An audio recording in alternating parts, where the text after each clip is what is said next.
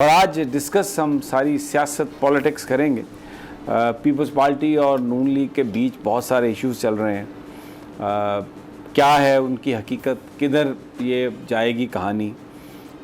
پھر خبریں یہ آئی ہیں کہ آئی ایم ایف کے ساتھ جو مذاکرات ہوئے وہ کسی نتیجے پہ نہیں پہنچ سکے۔ اس کے بعد جناب اسحاق ڈار صاحب نے ٹیلی فون کالز کرنی شروع کی ہیں مختلف سفیروں سے، اور ان کویسچن کیا، ان سے یہ درخواست کی ہے کہ آپ بھی آئی ایم ایف سے بات کریں کہ پاکستان کو کچھ ٹکے وہ دے دیں، نہیں تو اس کے بغیر ہماری حالت جو ہے وہ ٹھیک نہیں ہے۔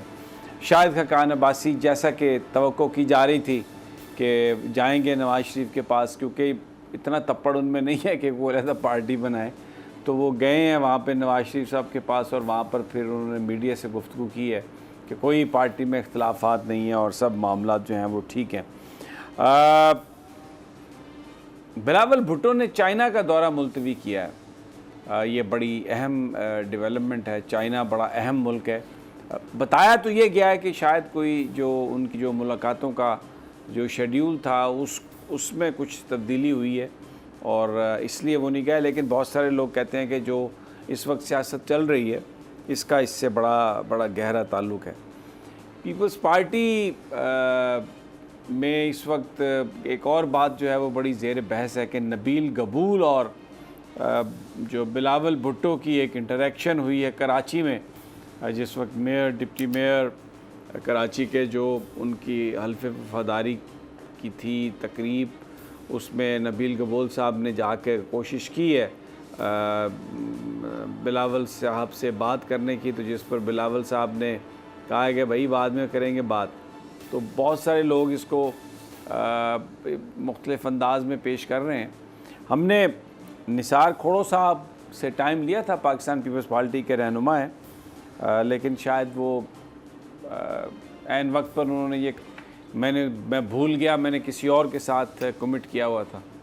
تو میں چاہ رہا تھا کہ یہ ان تمام سوالات کا جواب جو پیپلز پارٹی اور نون لیگ کے بیچ میں جو کچھ چل رہا ہے اور آگے کی سیاست جو ہے، کیونکہ نثار کھوڑو ایک بڑے سیزنڈ پولیٹیشین ہیں اور پیپلز پارٹی کی تمام پالیسیز کو بھی سمجھتے ہیں اور اس ساری صورتحال میں بہت بہتر تجزیہ کرنے کی پوزیشن میں تھے، لیکن انفارچونیٹلی کیونکہ ان کو یاد نہیں رہا، انہوں نے کسی اور کے ساتھ کمٹمنٹ کی ہوئی تھی، تو اس لیے آج ہم ان کی جو پرلز آف وزڈم ہے اس سے ہم محروم رہ گئے ہیں۔